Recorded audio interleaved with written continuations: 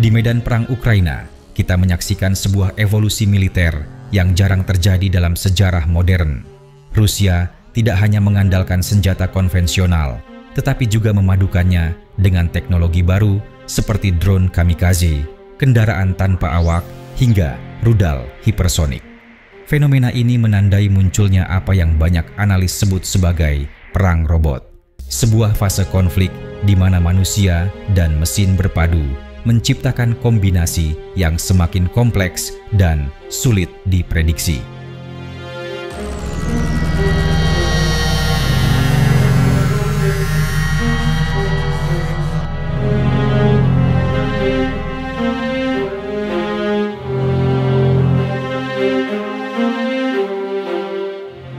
Seiring dengan drone, Rusia tetap mengandalkan arsenal rudal jarak jauh. Pertama, ada Iskander-M, rudal balistik jarak pendek dengan jangkauan hingga 500 km. Rudal ini digunakan untuk menyerang target strategis di belakang garis depan, termasuk depot logistik dan fasilitas energi. Produksi Iskander dilaporkan meningkat pesat selama perang, mencapai puluhan unit per bulan. Kedua, Kaliber, rudal jelajah yang bisa ditembakkan dari kapal perang dan kapal selam. Jaraknya mencapai lebih dari 2000 km. Serangan Kaliber pernah menghantam kota-kota besar Ukraina, menimbulkan korban sipil sekaligus kerusakan infrastruktur. Ketiga, Onyx, rudal supersonik yang awalnya dirancang untuk menyerang kapal laut, kini digunakan terhadap sasaran darat, terutama di wilayah selatan Ukraina. Kecepatan tinggi membuatnya sulit ditangkal pertahanan udara.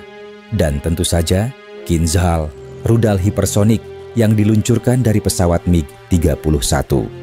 Kecepatan lebih dari Mach 5 menjadikannya senjata yang hampir mustahil diintersep. Beberapa kali digunakan untuk menghantam depot senjata dan bunker bawah tanah.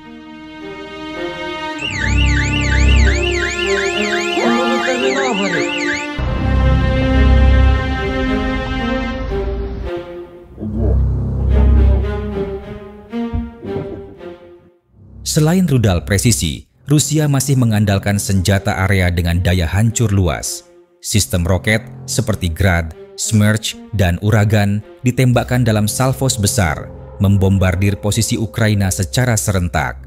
Ada juga TOS-1A Buratino, peluncur roket termobarik yang menimbulkan efek ledakan luar biasa di area perkotaan maupun parit pertahanan. Penggunaan klaster bom juga tercatat meski menuai kecaman internasional. Bom jenis ini menyebarkan submunisi kecil yang dapat meledak, bahkan setelah konflik usai, menimbulkan bahaya bagi warga sipil. Rusia pun menggunakan bom fosfor dan roket incendiary yang menciptakan kebakaran hebat di medan perang. Sementara itu, glide bombs, bom konvensional yang dilengkapi kit pemandu, memungkinkan pesawat tempur Rusia menjatuhkan muatan dari jarak jauh, mengurangi risiko ditembak sistem pertahanan udara Ukraina.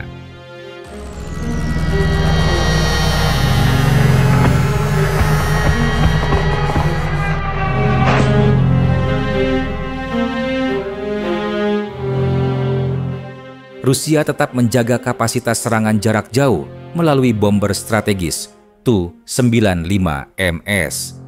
Meski beberapa pesawat bomber terkena serangan balik Ukraina, armada ini masih aktif menembakkan rudal jelajah ke infrastruktur vital.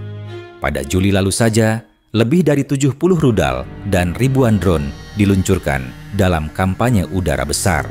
Ini memperlihatkan kemampuan Rusia mempertahankan tempo serangan meski menghadapi tekanan dari serangan balik.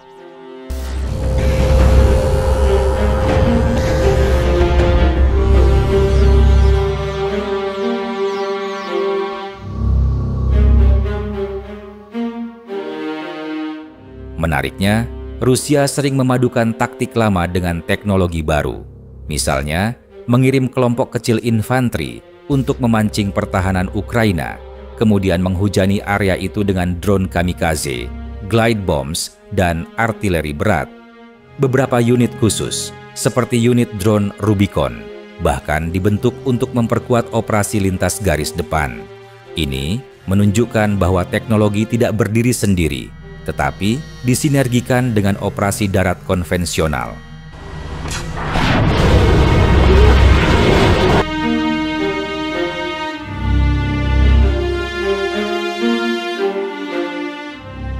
Apa makna dari semua ini?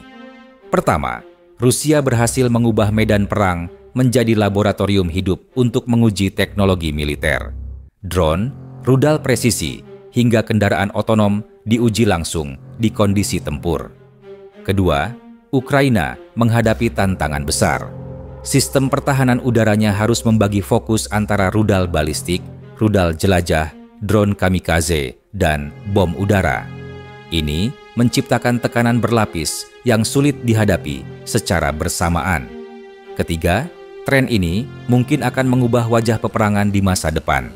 Kombinasi antara manusia, mesin, dan kecerdasan buatan mulai menjadi norma, bukan sekadar eksperimen.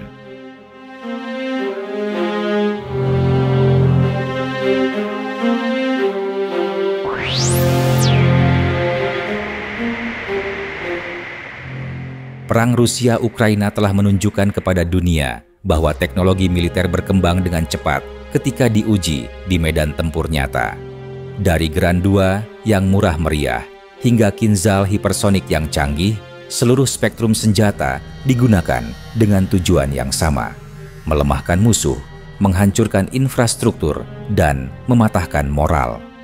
Bagi Ukraina, tantangan terbesar bukan hanya menahan gempuran hari ini, tetapi juga beradaptasi dengan bentuk peperangan baru yang sedang dibentuk oleh Rusia.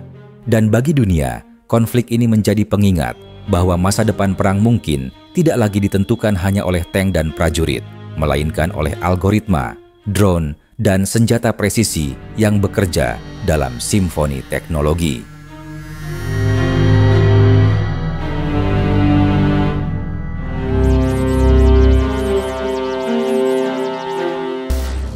Salah satu faktor kunci yang membuat Rusia mampu menjaga intensitas serangan adalah kapasitas produksinya.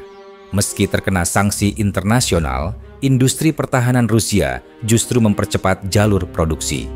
Beberapa laporan menyebut bahwa pabrik amunisi dan rudal bekerja dalam sistem 3 shift penuh, hampir tanpa henti.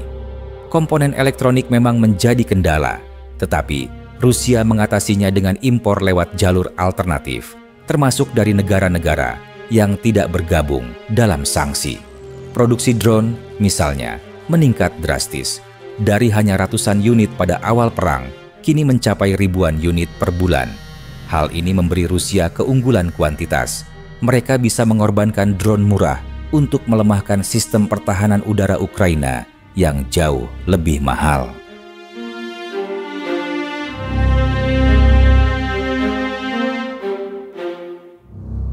Video ini dibuat untuk tujuan edukatif dan analisis semata.